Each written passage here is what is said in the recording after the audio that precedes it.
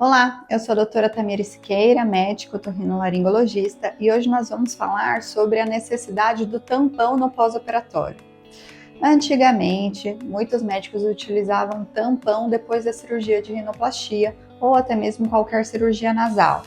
Isso porque o sangramento ele era mais extenso naquela época. Hoje nós já iniciamos uma medicação para diminuir esse sangramento, já solicitamos mais exames no pré-operatório para identificar caso o paciente tenha algum problema de coagulação, então o sangramento é bem menor.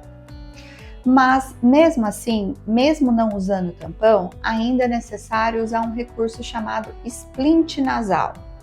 Isso porque durante a correção do desvio de septo, nós deixamos um túnel e nesse túnel, dentro aqui do seu septo, pode formar um hematoma, um acúmulo de sangue. Para evitar esse hematoma, a gente tem que pressionar essas duas paredes.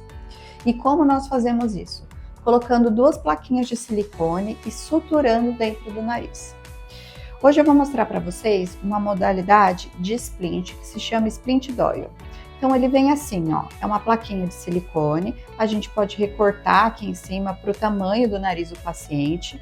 E o interessante desse splint é que ele tem um caninho, tá? Então a lavagem nasal do paciente é feita por aqui, por esse caninho, e também facilita na respiração no pós-operatório, tá? Por que eu gosto muito desse splint doyle? Porque ele mantém a válvula nasal aberta. Essa região do terço médio é a região da válvula nasal. Então, se a gente apertar o seu nariz aqui, vai ser bem mais difícil de respirar. Então, esse caninho, ele me ajuda a manter essa válvula nasal numa angulação para que o paciente respire bem aí nesse pós-operatório e que não surja nenhuma fibrose ou alteração cicatricial nesse período. E além disso, essa região da válvula nasal, ela é super importante. Por isso, existem dois métodos para a gente manter essa válvula nasal aberta.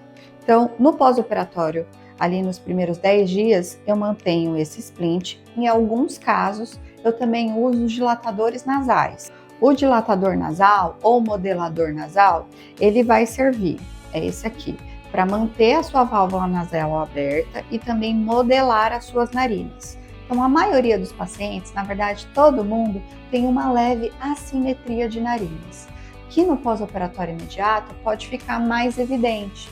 Então, o paciente, eu acho que essa daqui é um pouquinho mais fechadinha que essa, ou essa é um pouco mais abertinha.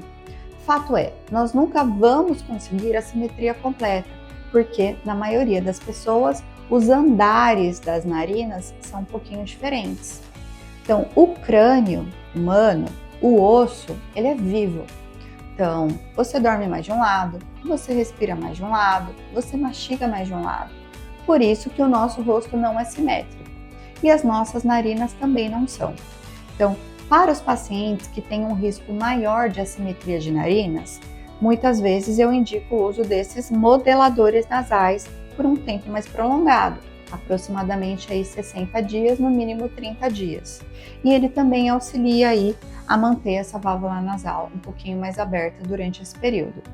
Não é necessário utilizar por todo esse período durante o dia, mas à noite eu sempre peço para o paciente dormir com ele, tá? Não são em todos os pacientes que eu recomendo o uso do modelador ou dilatador nasal, somente aqueles que realmente precisam, que é necessário, que apresentam essas queixas no pós-operatório. Todos esses dispositivos, eles vão mudando com o tempo. Então, é claro que, por exemplo, nas cirurgias feitas aí ano passado, ano retrasado, ainda não tinha esse tipo de tecnologia. E agora, indo em congressos, fazendo cursos, nós médicos vamos nos atualizando para saber aí como evitar complicações, como auxiliar o paciente a melhoria estética e também funcional no pós-operatório.